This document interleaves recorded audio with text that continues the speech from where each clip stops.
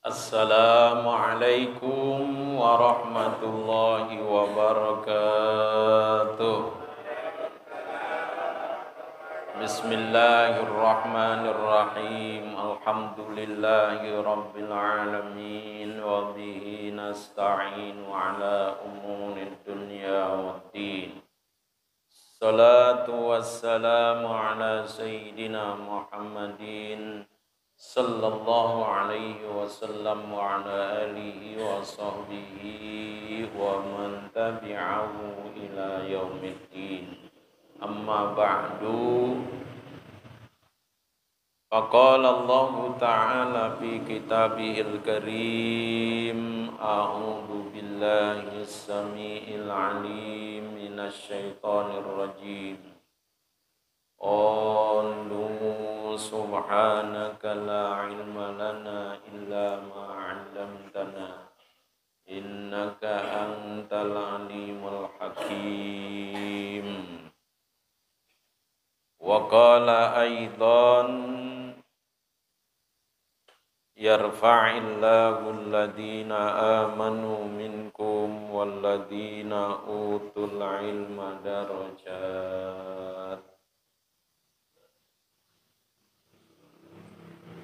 Wa qala Rasulullah sallallahu alaihi wa alihi wasallam talabul ilmi faridatun ala kulli muslimin wa wadi'ul ilmi inda ghairi ahlihi kamuqallidil khanaziril jawhara wal lu'lu'a wad dhahaba. Rawahu Ibnu Majah. Wa qala aidan man kharaja fi talabil ilmi fa huwa fi sabilillah. Ma'asyiral muslimin rahimakumullah, yang saya hormati para orang-orang tua, para tokoh, para sesepuh, terutama pimpinan kita yang baru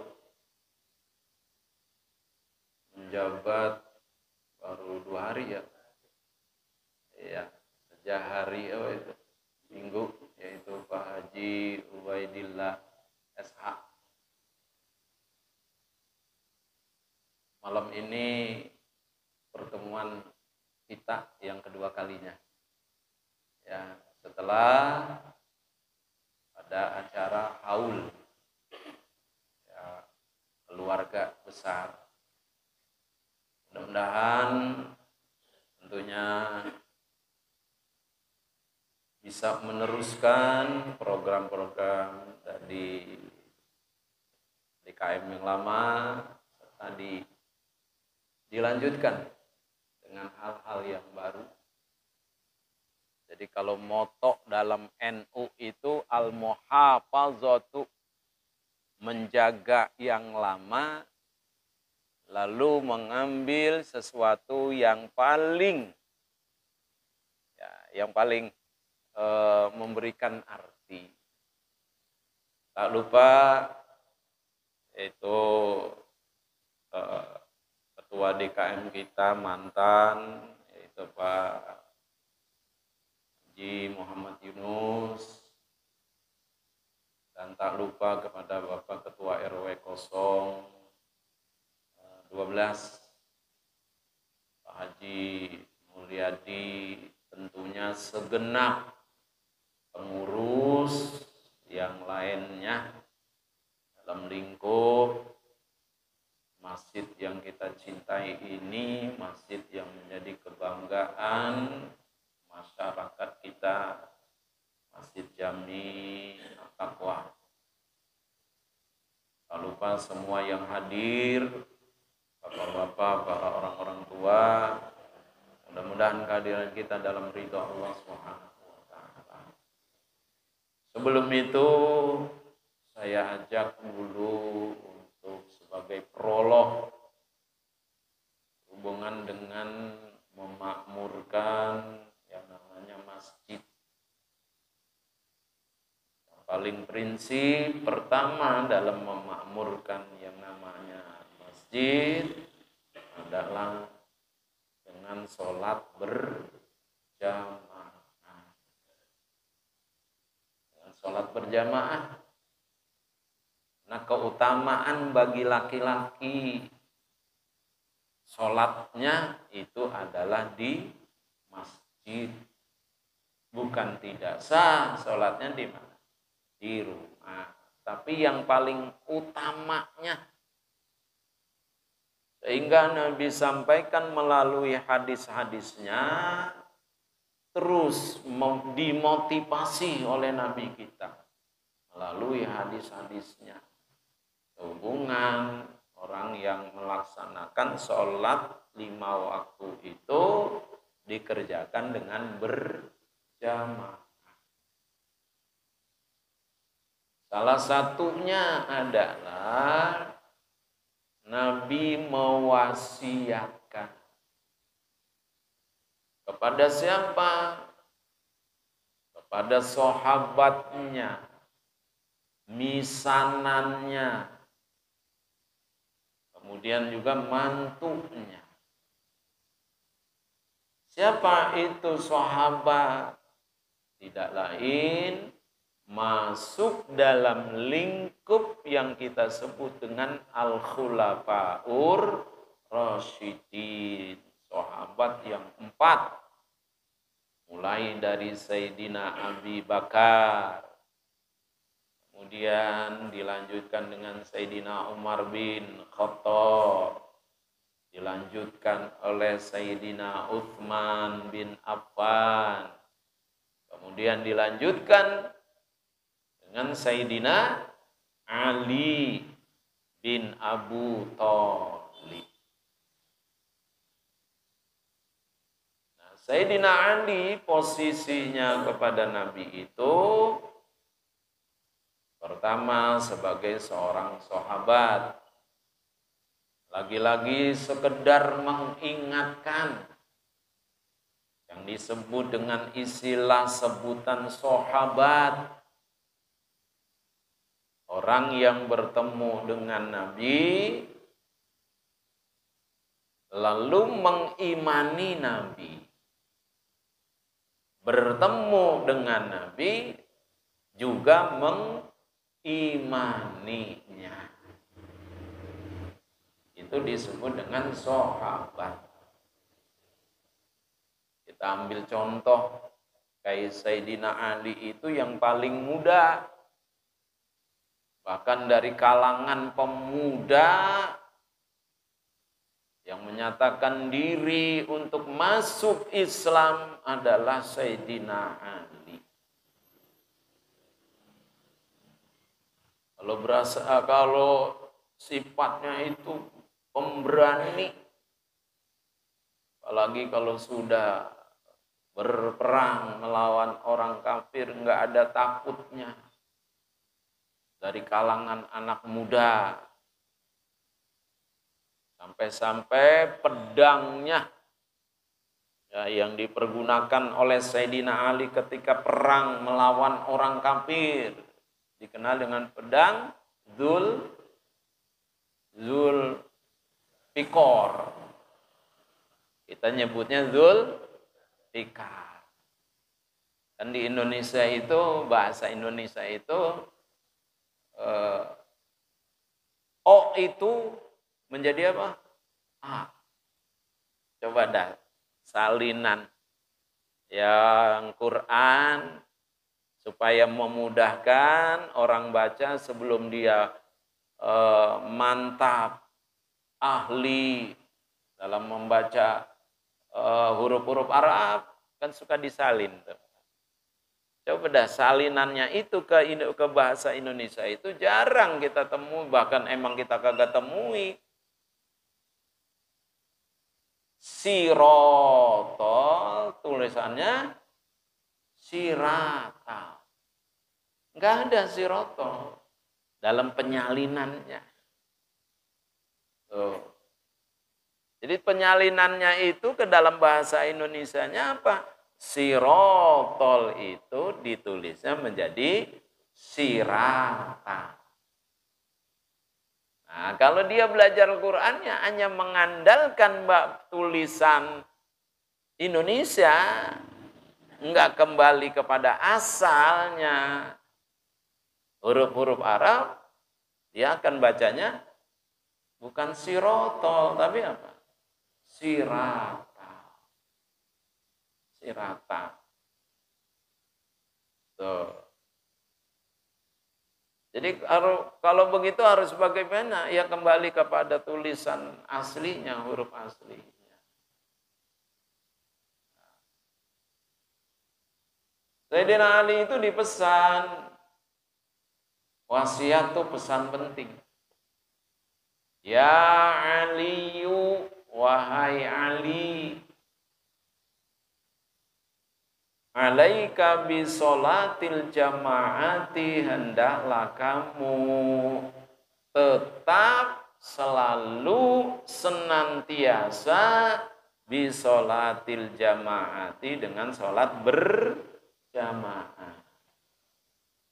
Jadi pesannya itu, Ali, ayo jangan ditinggalin sholat berjamaah. Di mana? Di masjid. Tuh. Kenapa Ali dipesan sampai seperti itu? Wanti-wanti. Jangan enggak sholat berjamaah di masjid.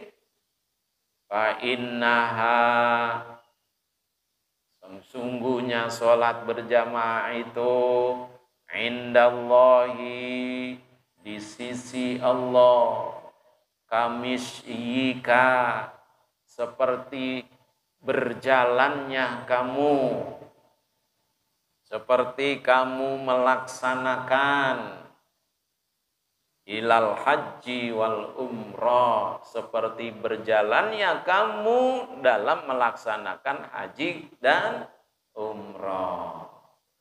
Maksudnya bagaimana? Dengan sholat berjamaah di masjid, itu pahalanya seperti pahala haji dan apa? Umrah. Pada jamaah, enggak semua orang diberikan kesempatan oleh Allah bisa haji dan umrah. Nah, untuk itu, ayo, walaupun baru pahalanya doang, ya, dari 5 waktu itu, zuhurnya, asarnya, maghribnya, isyaknya, paling tidak adalah subuh. Paling tidak tuh. Paling tidak jangan sampai enggak. Jangan sampai tidak sholat berjamaah subuh di mana? Di masjid. Paling tidak. Tuh. Kalau Sayyidina Ali dipesan, diwasiatkan oleh Nabi, ini menunjukkan apa? Hal yang penting. Ya, bahkan amat penting.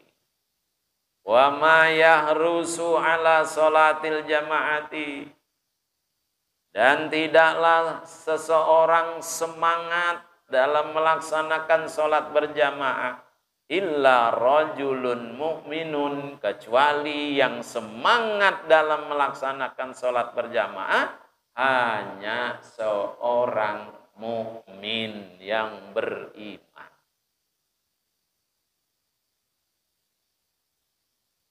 Artinya menjadi renungan bagi kita.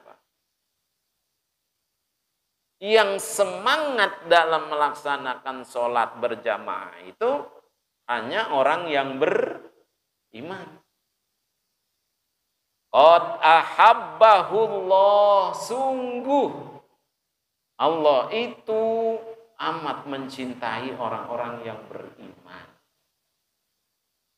Orang yang beriman yang bagaimana, yang disukai, yang dicintai, yang disenangi oleh Allah, yang tadi sholatnya berjamaah di mana? Di masjid. Wa ma yazhadu fiha illa munafiqun. Dan tidaklah enggan fiha dalam sholat berjamaah illa munafiqun, kecuali yang enggan. Enggan itu apa? Enggak mau, kurang suka. Untuk apa? Fiha, fi sholatil jamaah, untuk sholat berjamaah. Dan tidaklah enggan dalam sholat berjamaah illa munafikun, kecuali yang enggan, enggak mau, rada segan, orang-orang munafik. Ya Allah, mudah-mudahan iman kita enggak masuk dalam kelompok imannya orang-orangnya apa? Munafik. Iman yang bagaimana? Secara definisi bahasa kitanya, lain di mulut, lain di hati. Jadi antara lidah lisannya dengan hatinya enggak akur. Oh, saya beriman, saya percaya sama Allah.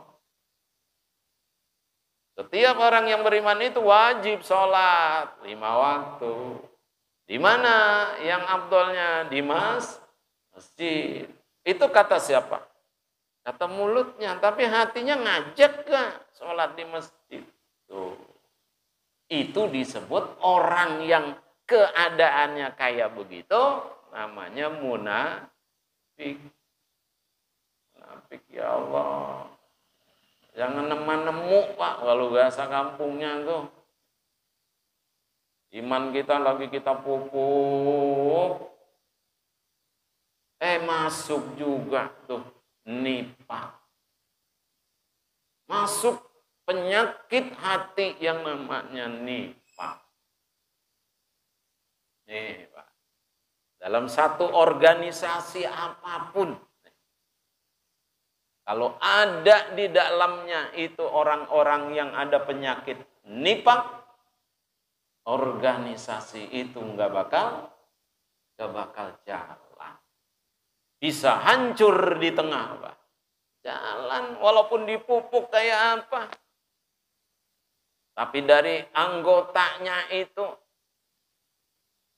ada yang seperti itu. Ngaku seneng saya, tapi tidak menunjukkan itu, diam-diam mencari. Salah satunya nih, mencari kelemahan-kelemahan. Tuh. Jadi itu, ini sebagai apa? Prolog aja, menyemangati, memotivasi. Melalui apa? Wasiat Nabi kepada siapa? Kepada sahabatnya. Kepada siapa? Ya, kepada mantunya. Kepada siapa? Kepada sepupuhnya, misanannya dari Nabi. Siapa? Sayyidina Ali. Makanya coba lihat Pak. Ketika kita mendengar nama sahabat, salah satunya yang 4 misalnya, Sayyiduna Abu Bakrin, kita disuruh radhiyallahu anhu. Ketika mendengar disebut sahabat Sayyidina Umar radhiyallahu anhu, Sayyidina Utsman atau sahabat-sahabat yang lain, disuruh kita untuk apa? Membaca at-taraddi. Apa sih itu at-taraddi? Ucapan radhiyallahu. Besok nih rame lagi nih at-taraddi. Ketika masuk bulan Ramadan. Kan di belakang suka taradduan. Nah, maksudnya apa? Kita disuruh baca radhiyallahu an. Tapi ketika disebut nama Sayyidina Ali, bukan tidak ada radhiyallahu annya, tapi ada tambahan. Dengan sebutan apa? Yaitu karramallahu wajh. Allah muliakan, mudah-mudahan Allah muliakan wajahnya. Wajah dari siapa? Sayyidina Ali. Kenapa bisa seperti itu? Salah satunya ketika rumah Nabi sudah dikepung oleh orang-orang kafir Quraisy. Jangankan manusia, semut pun, binatang apapun mau keluar pasti kelihatan. Karena pengepungannya terlalu ketat. Bahkan ekstra ketat. Ketika Nabi akan keluar dari rumahnya yang sudah dikepung, Nabi ngomong dengan bahan orang mantunya, dengan sahabatnya.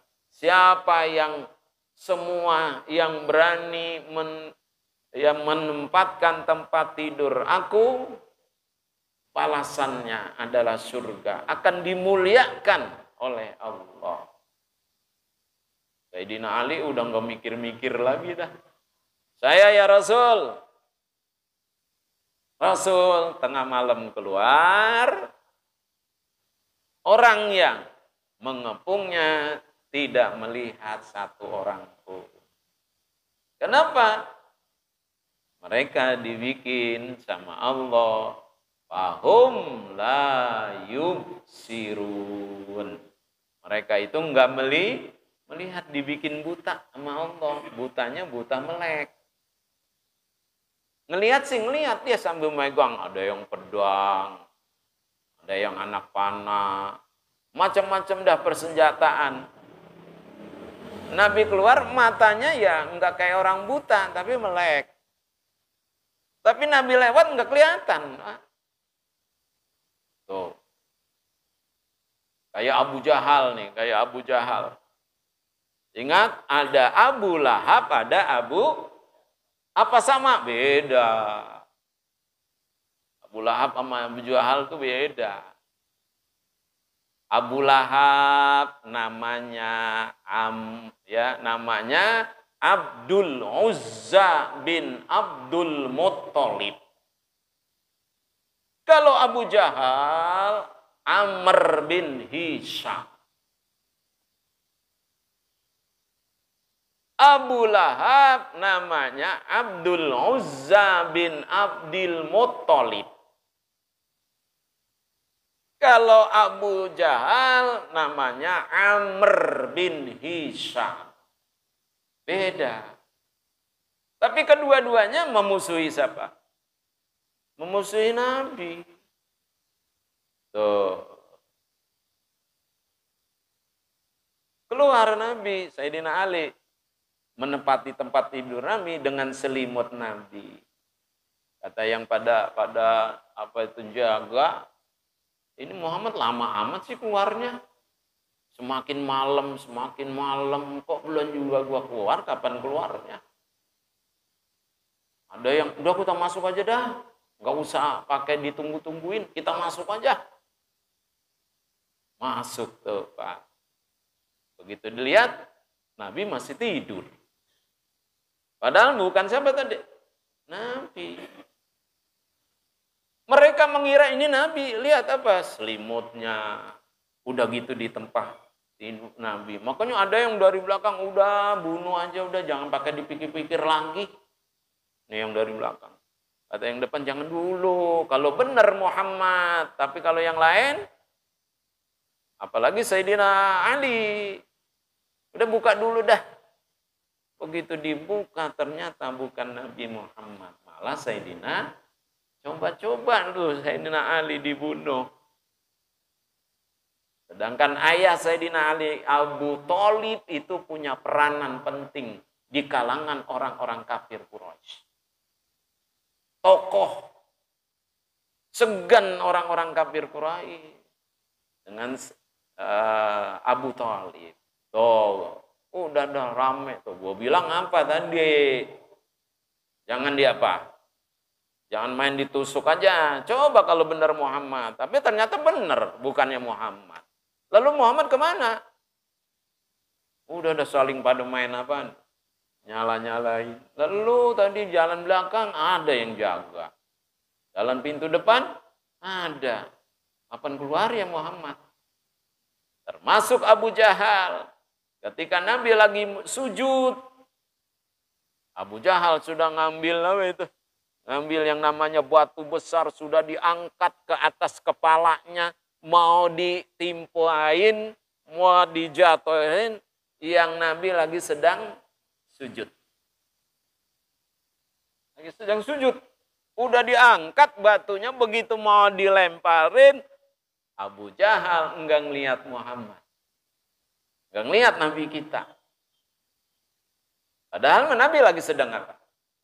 Sujud. Itulah waja'alna mim baini aidihim saddaw wa min khalfihim saddang fa'agsyainahum fahum la yub. Tuh ayatnya tuh. Selamat Nabi. Akhirnya bagaimana itu batu? Batu nggak bisa diturunin, lengket tuh batu, dipegangin aja sama Abu apa? Abu Jahal. Allah. Baik Bapak dan jamaah, itu prolog kita malam ini.